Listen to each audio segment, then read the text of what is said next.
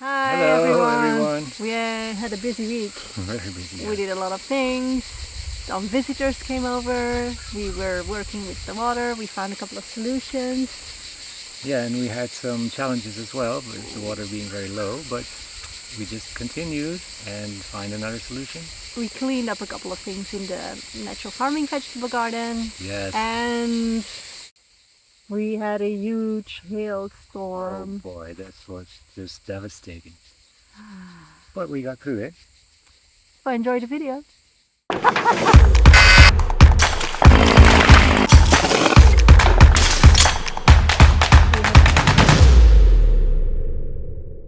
We had some friends from Belgium and the Netherlands coming over, and they brought a big surprise.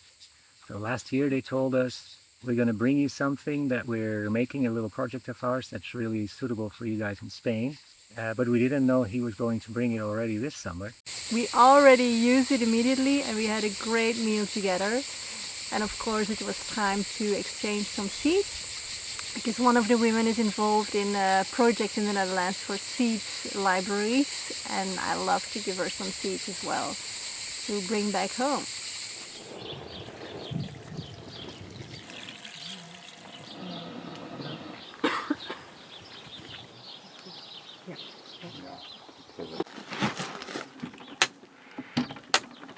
This is our new solar cooker.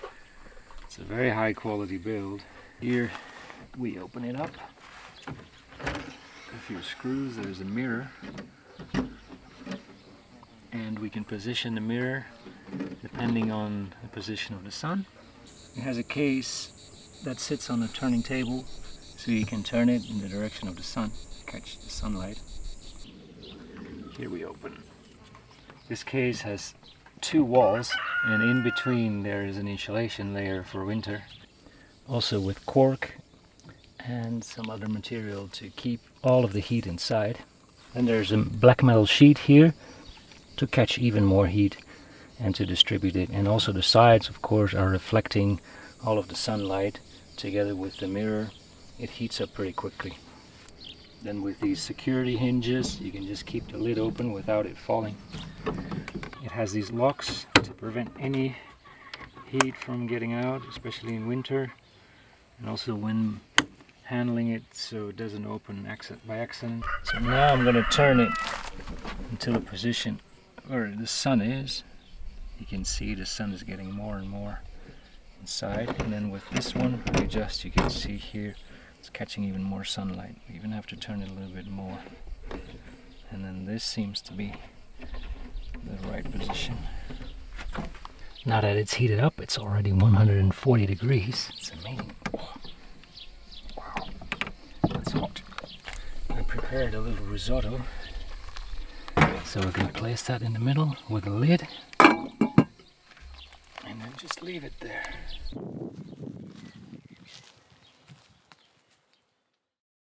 We found a temporary solution for the water canals, because as you know the level was very low and the pipes actually worked. We had to dig some canals because it was not as we expected. It's so funny, like nothing goes as we wanted to go. Yeah, we're so used to, we think we open the tap and everything happens automatically, but not here. No, living rural really means that you have to adjust all the time, and then you think you have a solution and it will go how you plan it, but it never goes how you plan it, and then you have to adjust again. And so it's always a challenge, but it's always an invitation to be creative, so it keeps you very fresh and, let's say, awake. You always have to come up with something. We're going to be creative. Let me show you.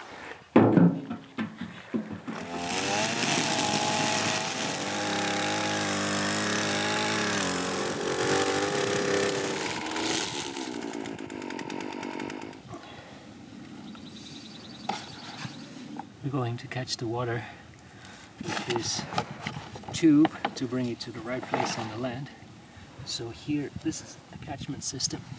I have to just cut the wood so it fits into the canal.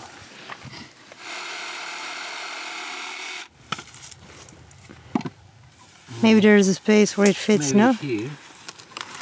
Okay. Needs a bit more? Yeah, I'm going to cut this away.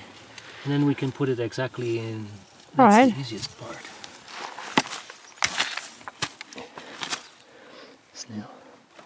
It looks not too bad. Not too bad, huh? We can try. So what we would love to do is make a very natural watering system using ponds, and just fill up the first pond, let it overflow, let it go into the land, go to the next pond, to the next pond. So now everything is going through canals of cement, so the water is just going, it doesn't even go into the ground, so the ground is not benefiting from it. And it would save us a lot of cleaning every year, a lot of back pain, and all of the land would be irrigated, so it would be a huge benefit and very natural. So we're very excited to try this out, but it needs a budget, it needs time, it needs planning, and this we don't have so many donations at the moment so that we can do this. So we have now a very cheap solution and quick we use to bring the water into the land. What happened when you opened the canals before was that the water stayed in one area and it didn't go further because it was lower than the other part of the land. So with this tubing system we can bring the water across that part, bring it to the middle of the land and irrigate the trees and the green manure, so the whole land will benefit. And it will be fairly easy to move. So we are very excited to find this solution when one of our friends in the garden center said it to us that this was an option. So let's try it out. Let's see if it works. Yeah, I think it will. Peppy! Hi! You want to be included, huh? Mm. Misty! Hey, Misty! Aggie. She loves the water. She's already wet here from walking through the water canals. Peppa says, let's go to work. Let's start this. So now you're fixing the plastic to the pipe. Yeah, I'm connecting them with this metal wire. I'm so curious if it will work. Yeah. Well, you get to open the canals. Let me just... Now we have to put the end of the tube somewhere.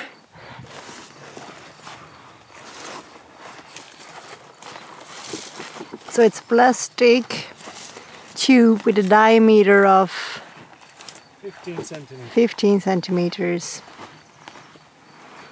And as you can see,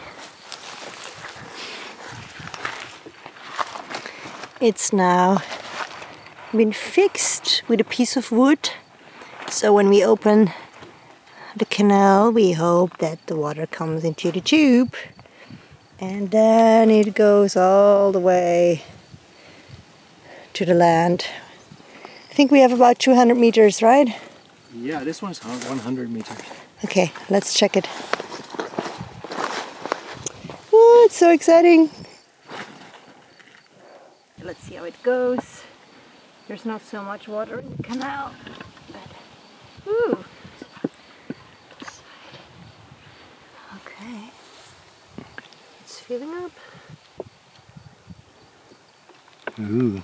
It goes already on the side, but we'll make a better system. It's working. It's stuck. You literally see the water. Yeah. I can see here now. Blah, blah. There it goes. It's really interesting. Yeah.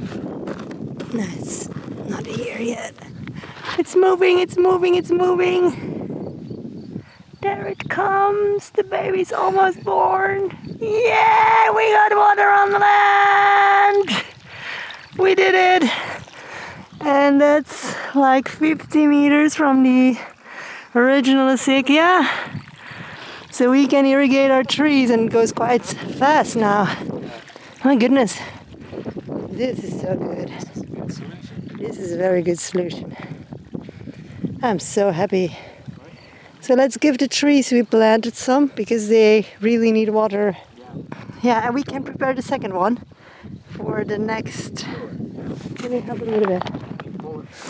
It is heavy. Yeah, it is heavy. It's a bit different than I thought. Guess you missed it because you were mowing, but I was in the mud like up until here, and I lost my leftover shoe. So all the water is sinking in at one spot and it's not really spreading. So I made a couple of canals and I'm doing the same now for these 3 trees, and this is working, but of course it means we're not irrigating the green manure. So that's another thing.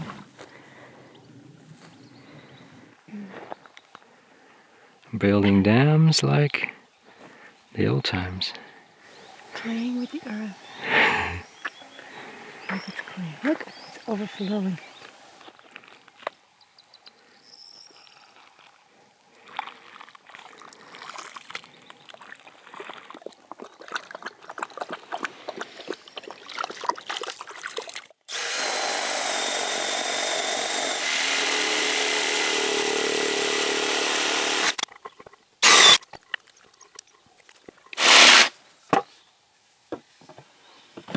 Yay! All right, another exit.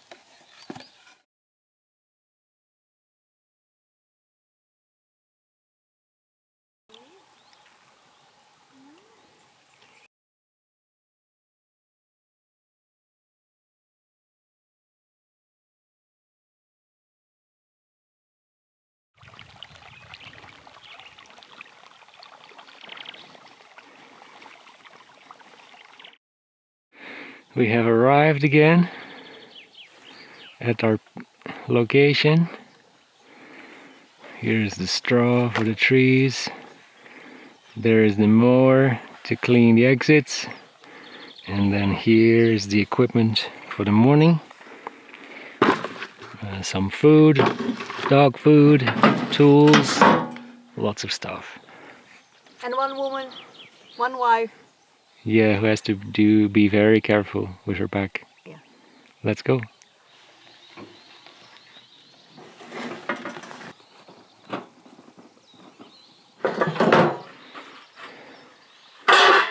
Alright, what's next? Shall we open it? Yes, let's do We it. tried something new.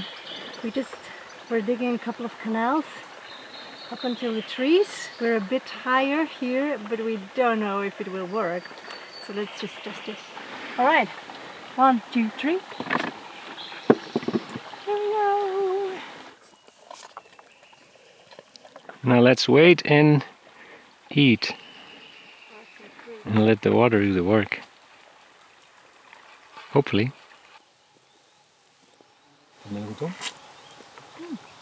Oh.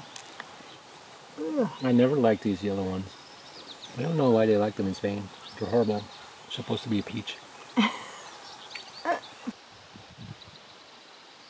I don't think this is a permanent solution. You really need a system which works much better, because now we spend still hours. It's going better, but it still takes us hours to water the trees that we have been planting and the green manure a little bit around it.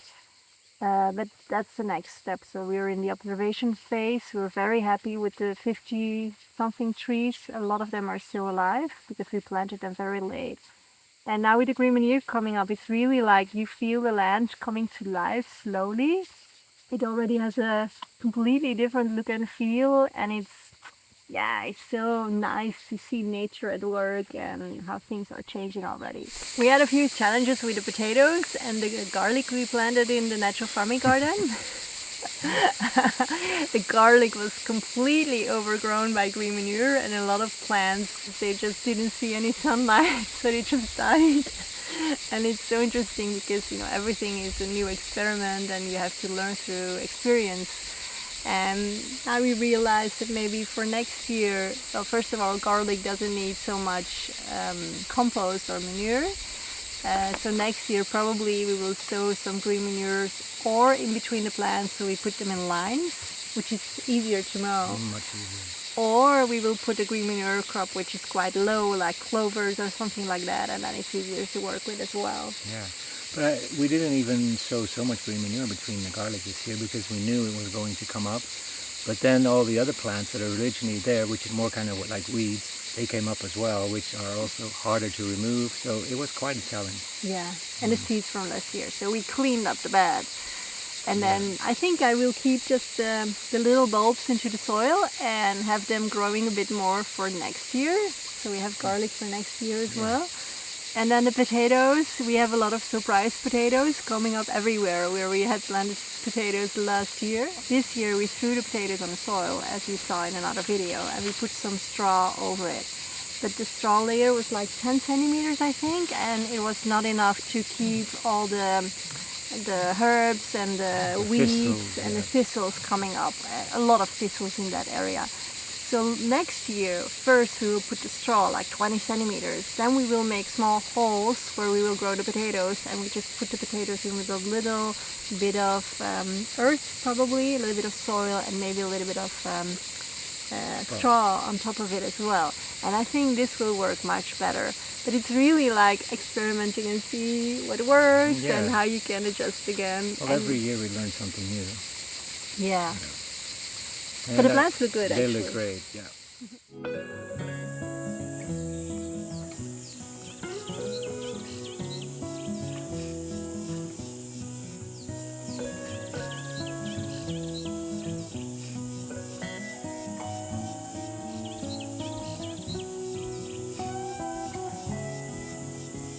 Here are some garlic plants that we freed up.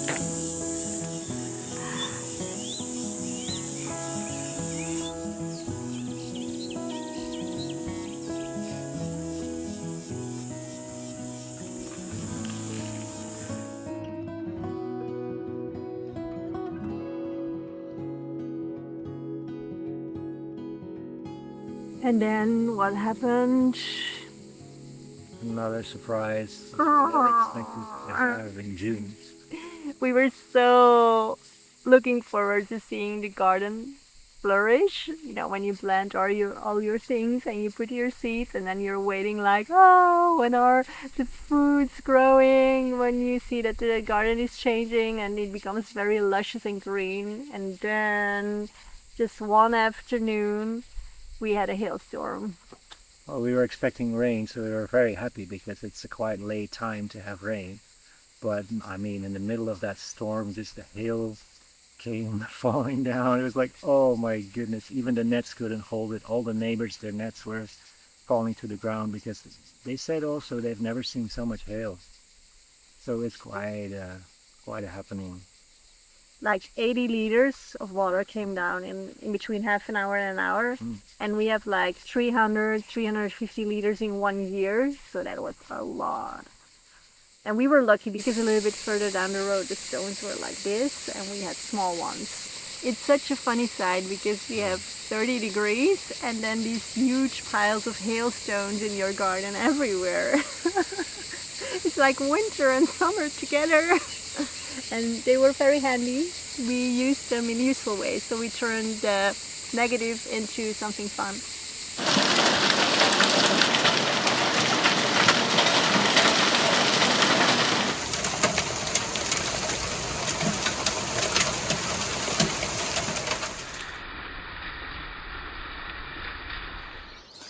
Looking what happened here.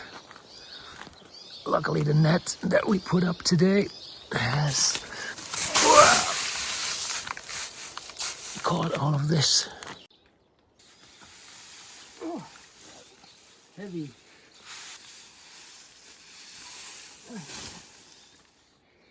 My goodness. Yeah.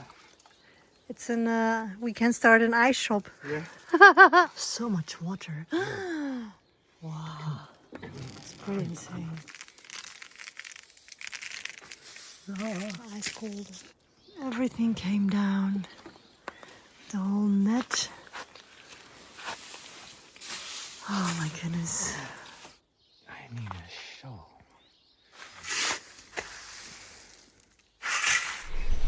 There was a huge storm yesterday with a lot of hail. But I mean, lots and lots and lots of hail. I don't think we ever saw that here before. 3 years ago we had a little bit of hailstorm, but this was, it was incredibly bad. yesterday, right after it happened, we couldn't come and visit and check the damage because there was so much water coming in the little stream.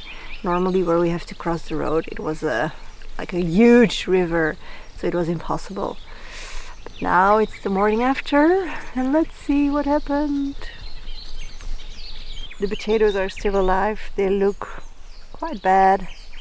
I hope there will be not more hail today, because we had like these thunderstorms for the last 3 days because it's so hot in the morning. Let's just move through everything.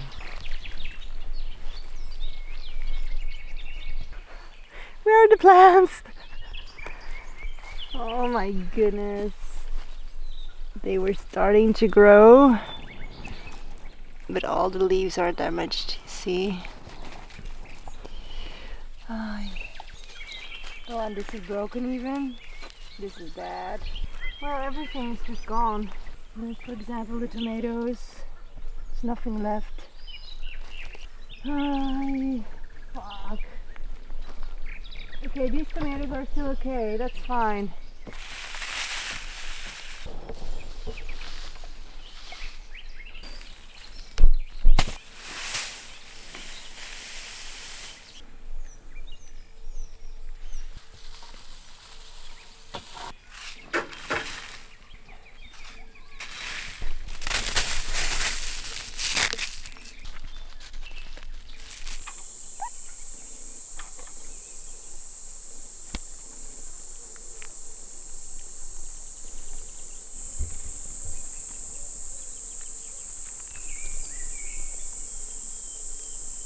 Oh, it's so hot already. But wait!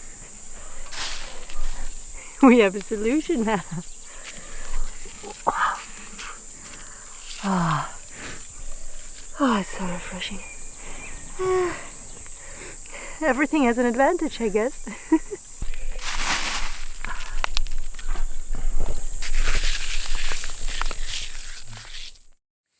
In our next video, we will work a little bit more in the garden with the tomatoes to prepare them for summer because they're growing now. What else?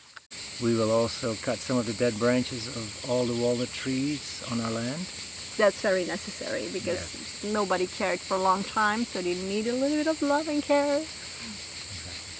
We will give you an update of the sale of our house, which is ongoing right now. And of course the next house, the plans, and the next step that we will take.